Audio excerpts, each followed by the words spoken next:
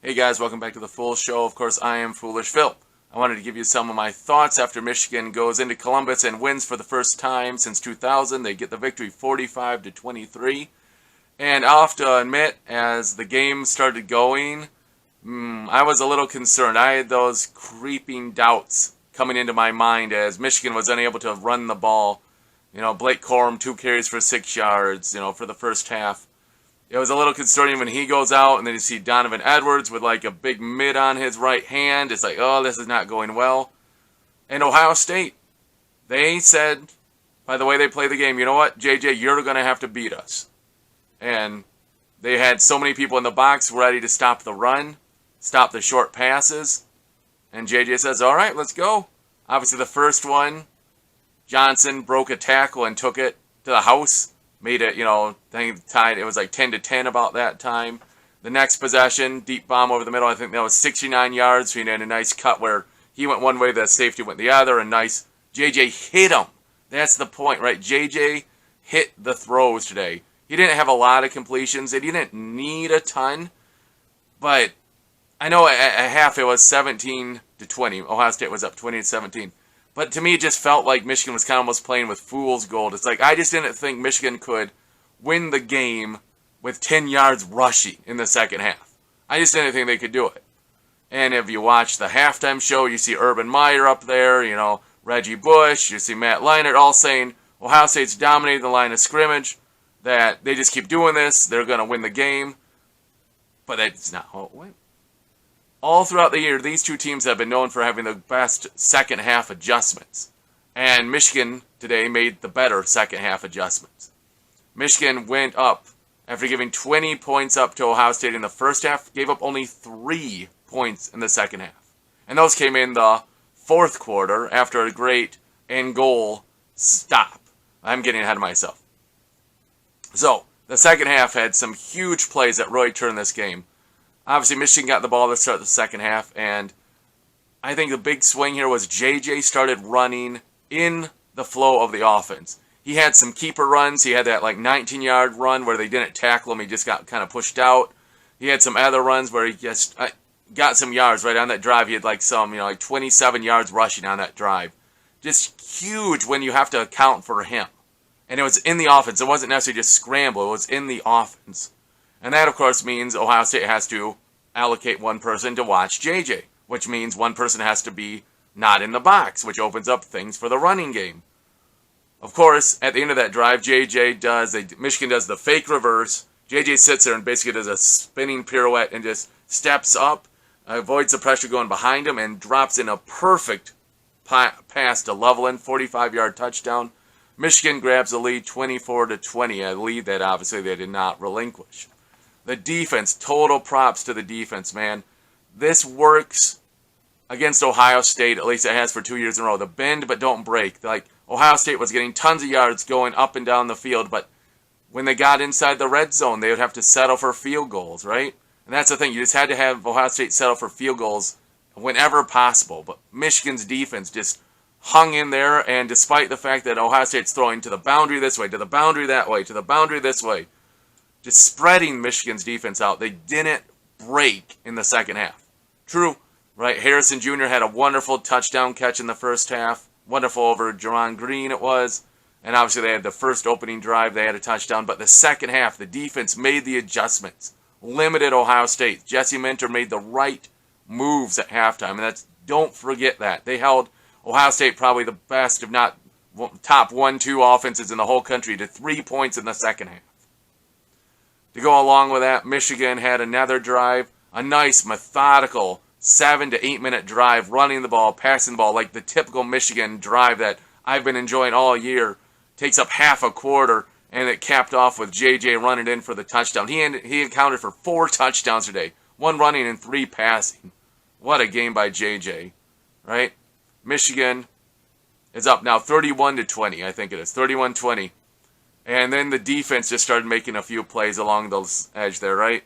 You had Mike Sanders still. It was 3rd and goal, I think it was 3rd and goal.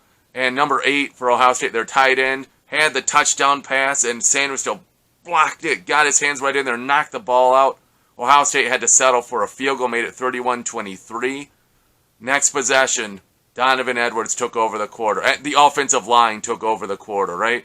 Boom, 75-yard, first play, 75-yard touchdown run. Breaks the ankle tackle, goes to the house.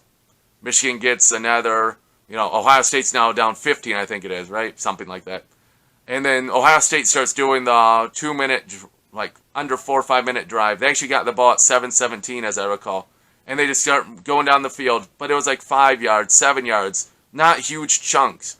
It's taking time. They get inside the 20, and the pressure started getting to them. Stroud had to run towards the Ohio State sideline, and he had number 2 wide open, but he missed. He threw behind him.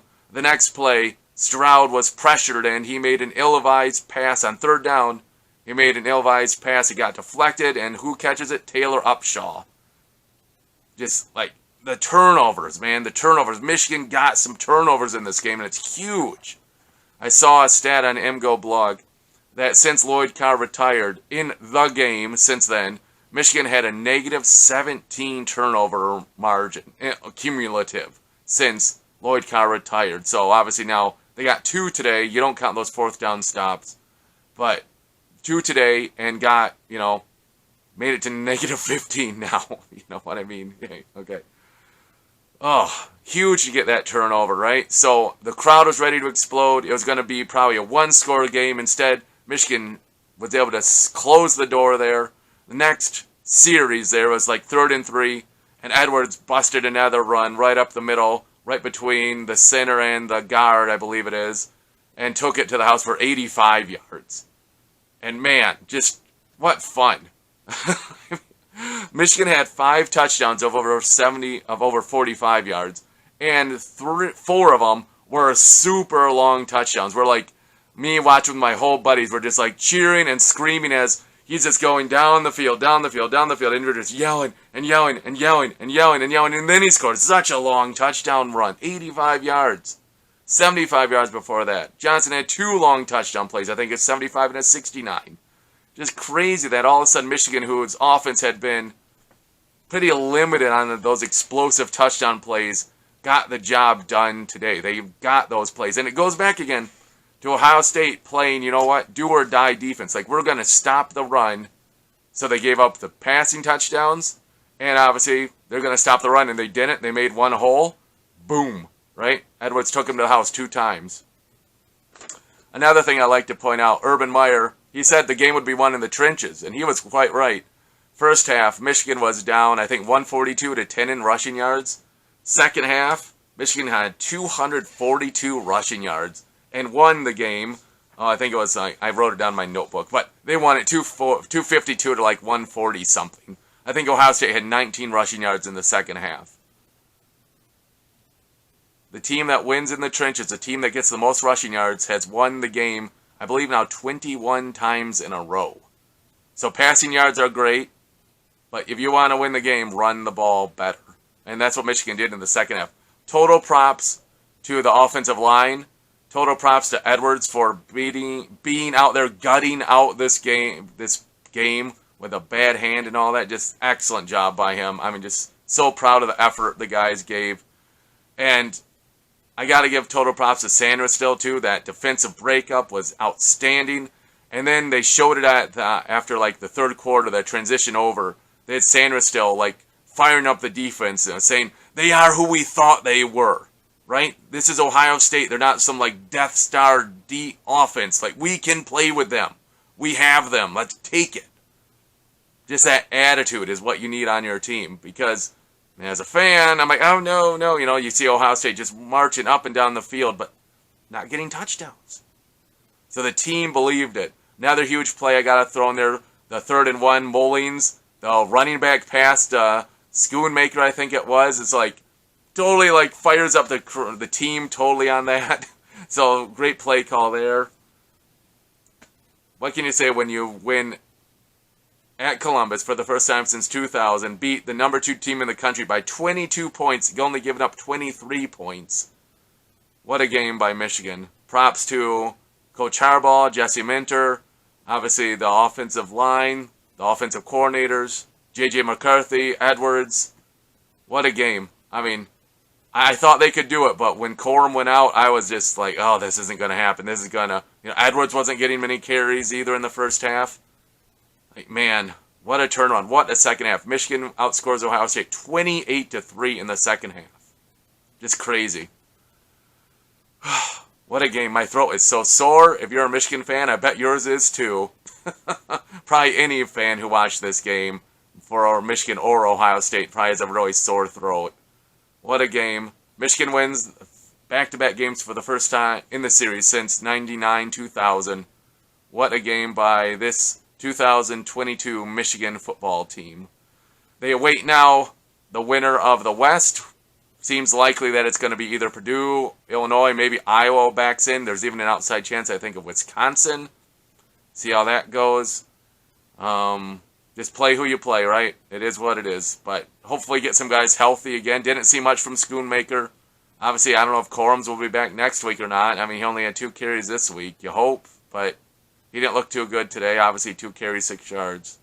But Michigan has something to look forward to next week. They are not going to be watching. They're going to be playing in the Big Ten championship game for the second year in a row.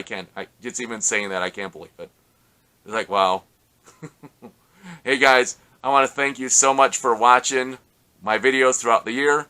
Thanks so much for, subscribing. Really appreciate that. I'll try to do basketball videos when I can. When they have those late ones, man, it's just hard to watch, and all that. But thanks so much for watching my videos. It really does help me, encourage me to do these. And your comments I always appreciate.